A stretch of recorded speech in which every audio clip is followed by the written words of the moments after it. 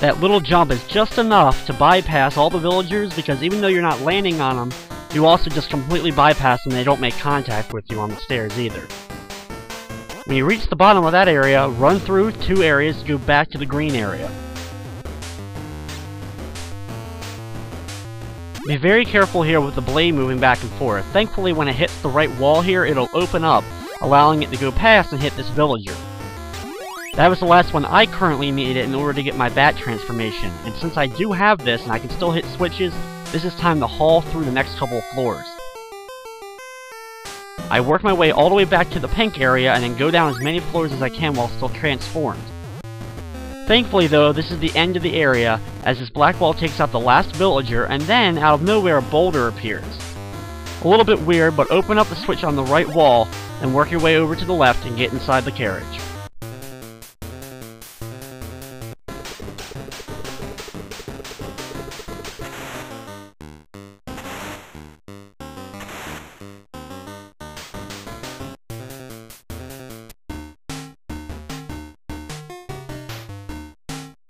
So begins our third trek in trying to find Mina in the town area.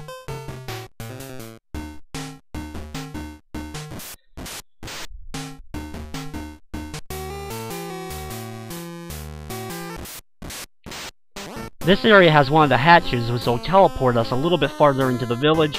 Anytime I usually see these, I definitely take advantage of them. The best, though, is if you go into one of the houses with those hatches as well as a victim, and usually the victim will then go inside the hatch as well with you, teleporting you right into the area where Mina's located.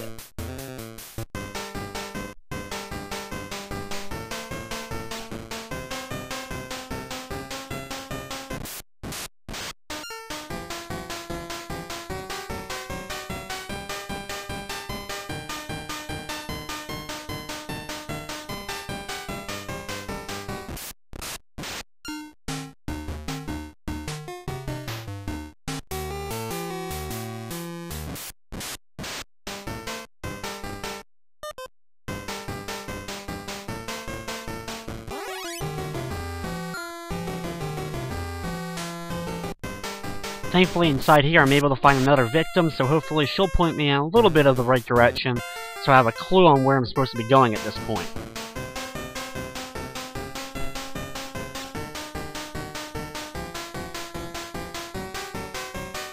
And while that is a little bit helpful, unfortunately I have to be careful because there is a giant mob outside. Those mobs are different from the other ones because those are an instant kill mob. If that mob runs into you, it's game over right then and there.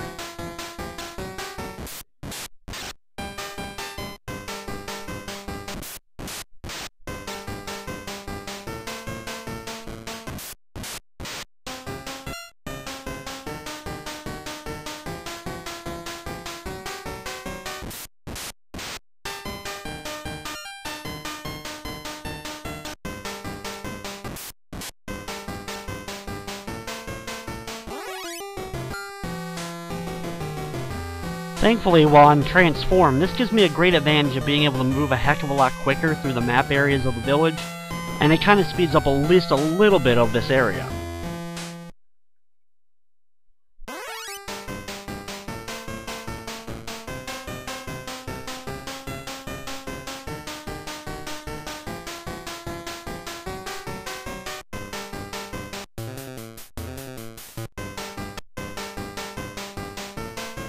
Unfortunately, sometimes these old men in the houses that give you a little bit of a hint really isn't that much help, where it's like, there's a school building north of where she is. Well, there's probably a lot of school buildings north of a lot of the houses. The best bet is if you're actually able to get the map from the merchant and have him point out at least a better area, that's your best chance of actually finding Mina from those clues.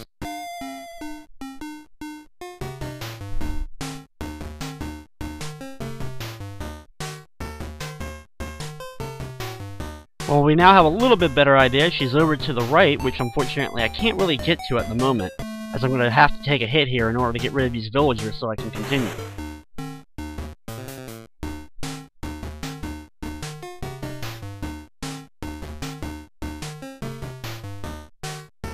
Right now though, my best bet probably is trying to find a trap door. Maybe I can find one of those located in one of these houses that can teleport me closer to where Mina is located.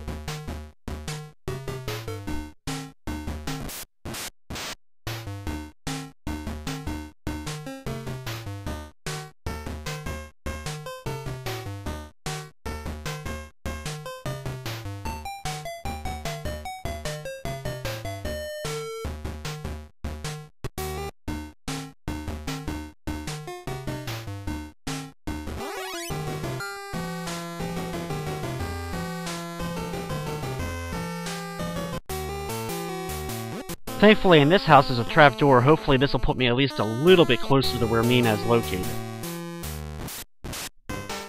Also helps that there was a pair of the Rebok Pumps in there to speed along my adventure in this new place.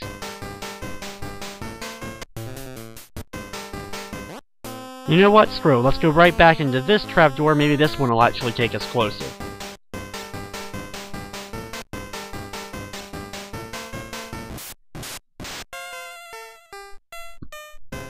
Like I said before, one of the absolute best things you can do is find one of the trapdoors located in the house along with a victim.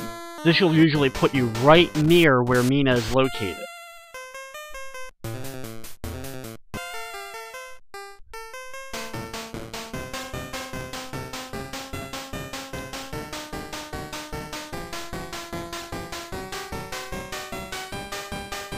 It looks like the victim is actually pointing out directly where Mina is located. There we go, we found Mina, and we've completed the 3rd round of Dracs Night Out.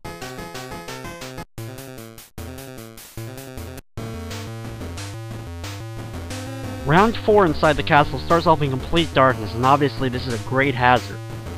Thankfully though, only 2 floors down is the location of the light switch, so we're going to immediately hit that before continuing.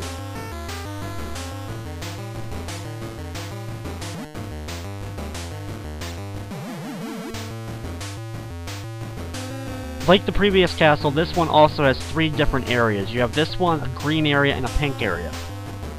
The exit to the town is located at the very bottom of this one once again, so our goal is going to be able to get to the bottom of this one.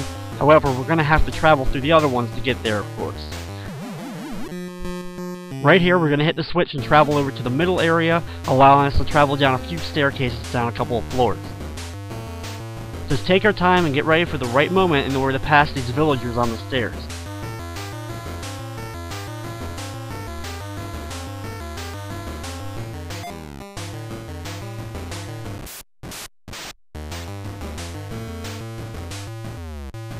Thankfully, I was able to activate this monster trap that was able to take out this villager, but you gotta be sure that you don't accidentally run into the monster as well.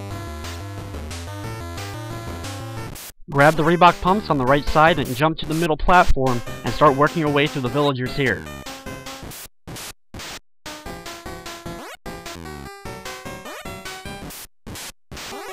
If you get the bat transformation, immediately start working your way down as fast as possible down these flights of stairs.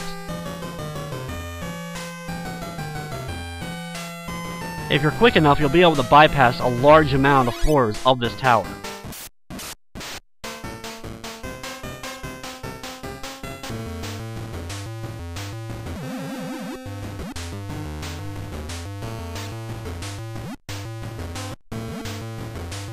Over here, we're going to head over to the left to get into the blue area, then left one more time to get back to another area, the pink area.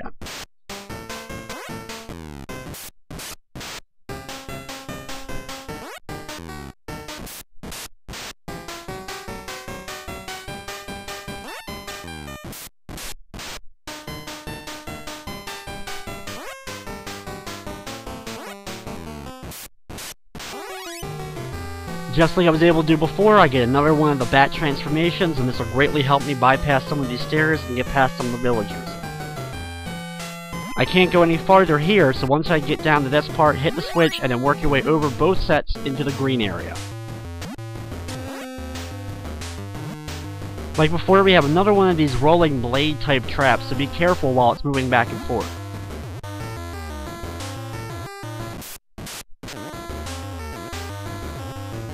Thankfully though, it's a very effective trap and takes out a lot of these villagers for us.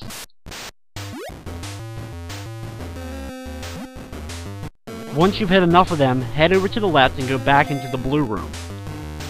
Here we can activate the trap for the Frankenstein monster and take out a couple villagers that way.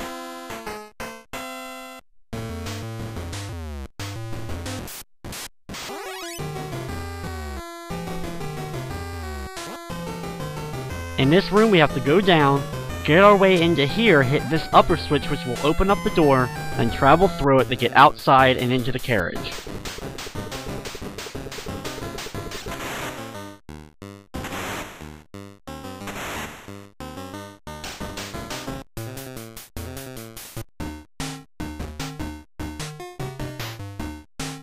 Now it's time for round 4 of the village. Nothing really has changed, it's just another goal of trying to find Mina, and trying to find the best way in order to locate her.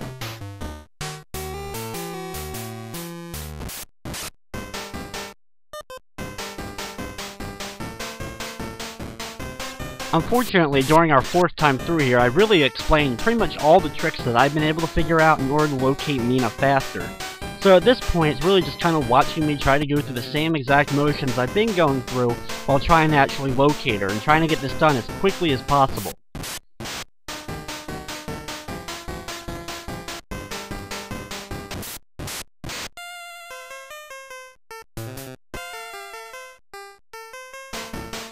Just like I said every other time, fighting the victims and fighting them quickly is key in order to get yourself a general idea of where Mina is located, so you have an idea of where you should start looking at least.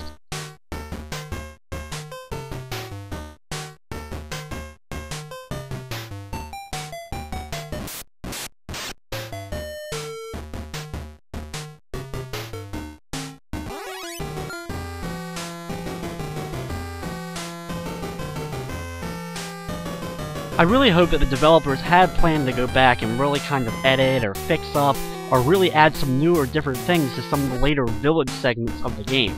Because each of the tower segments are pretty different from one another, adding different towers as well as different traps and different elements to make them more interesting. However, the village pretty much remains the same bland way it is from the very first time you're here to the 5th time that you're here.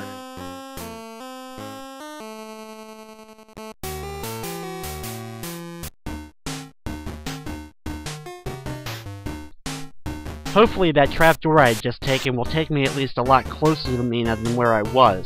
Like I said before, those are probably one of the best ways to get closer, but I'm sure even those can sometimes put you in a bad area.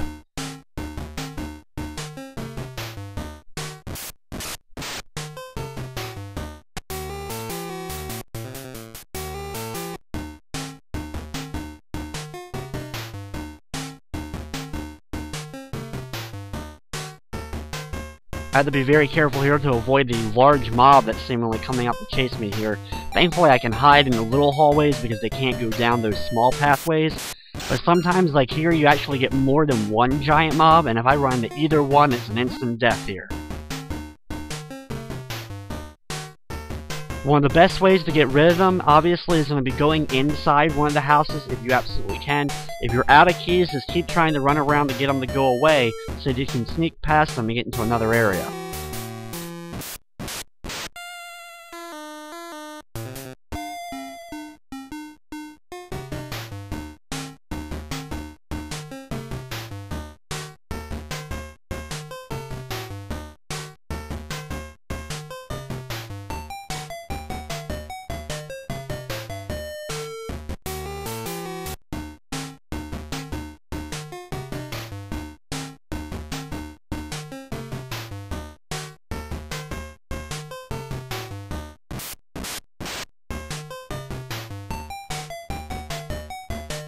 One of the worst things about the game is trying to look for Mina while you're also trying to dodge all these large mobs.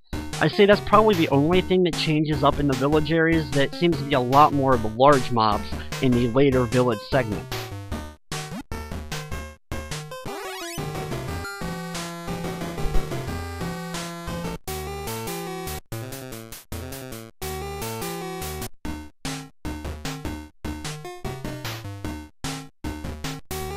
Oh, and I was actually able to find Mina here without a real good clue on it. That was just complete blind luck on actually being able to locate her and finish up segment number 4.